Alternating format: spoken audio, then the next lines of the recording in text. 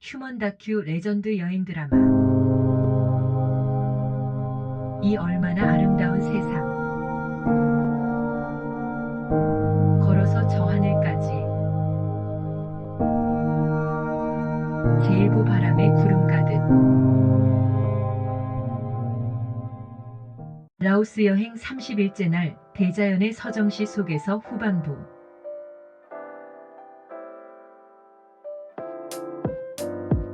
어쩌면 이 정도의 아름다움은 세상 곳곳에 산재된 아주 작은 특별함임에도 단지 찌들은 일상 때문에 내가 볼 수 없었던 것을 드디어 내가 자유로워지면서 이제야 볼 수 있게 된 것이 분명 모름지기 스스로 바보처럼 살았음을 이제야 알게 된 것이었다.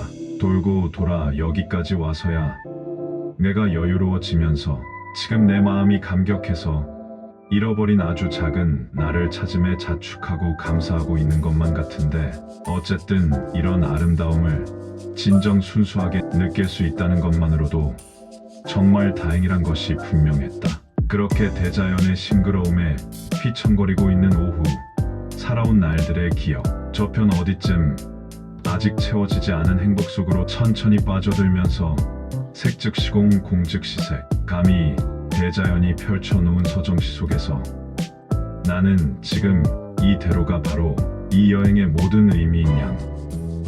보이는 그대로의 그 의미는 실로 너무도 여유로울 수밖에 없음을 떠들고 있음이었다. 정말 이 깊은 산 중에 이런 아름다움이 숨어 있을 줄은 꿈에도 상상할 수 없는 놀라움이 아닐 수 없다는 것이었다. 이제 조금 멀리 작은 마을이 보이는데 이건 또 무슨 열대의 조화인지 마을 지붕이 모두가 눈에 덮인 듯 은백색으로 빛나고 있는 것이었다. 또 하나의 자연 속 인간의 조화로움들이 아름다움을 더해주고 있음이었다. 그러나 가까이 가서 보니 그저 빗물을 받아 이용하려는 산속마을의 생활의 지혜일 뿐 극찬을 무색해 하고 있었다. 주위에는 크고 작은 웅덩이가 많아도 고인물은 실제 생활용수로 사용하기에는 곤란함이었기에, 그래서 지역적 우기의 특성에서 착안된 기간 중 오염되지 않은 빗물을 알뜰하게 받아 모으기 위한 사용수단 같았는데,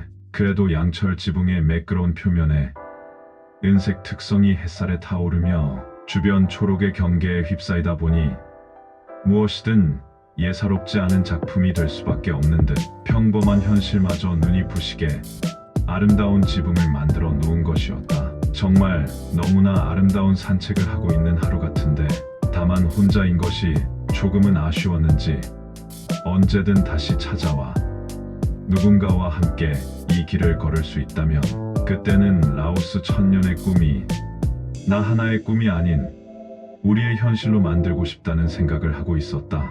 그리고 어쩌면 여기는 이미 우리들의 천년의 꿈이 머물고 있는 너무나 아름다운 한편의 서정시 속이라는 생각까지 들면서 오늘만큼은 그냥 이대로 홀로 설레임에 그냥 취해버려 이대로 멈춰서 언제까지나 머물고만 싶다는 생각뿐인데, 하지만 아직은 떨치지 못한 미련 때문에 이대로는 머물 수 없었기에 다만 아쉬워할 수밖에 없었는데, 그래도 지금 이대로 모든 것이 여유로움 속에서 잠시라도 평화로워지면서 너무도 엄숙하기만 했기에 비로소 무작정 떠난 이 라오스 여행이 이런 엄청난 선물을 주고 있었음에 다시 한번 라오스에게 고개 숙여 감사드리며, 무엇보다 잃어버린 나를 찾아 스스로를 돌아볼 수 있게 해주고 있는 대자연의 경이로움 앞에 그 여유로움이 위대하기만 했다.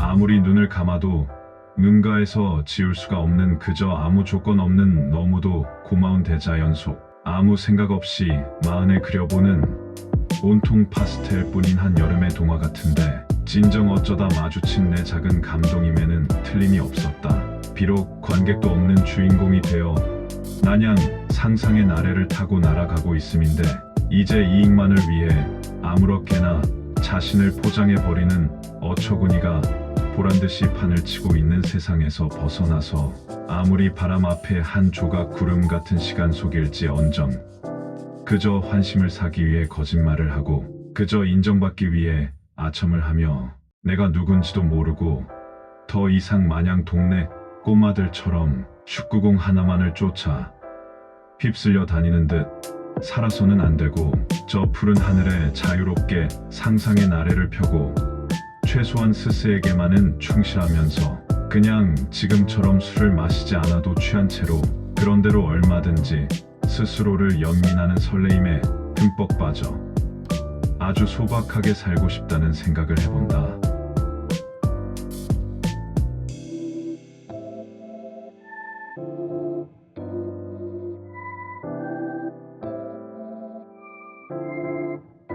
감사합니다. 다음 편에서 계속됩니다.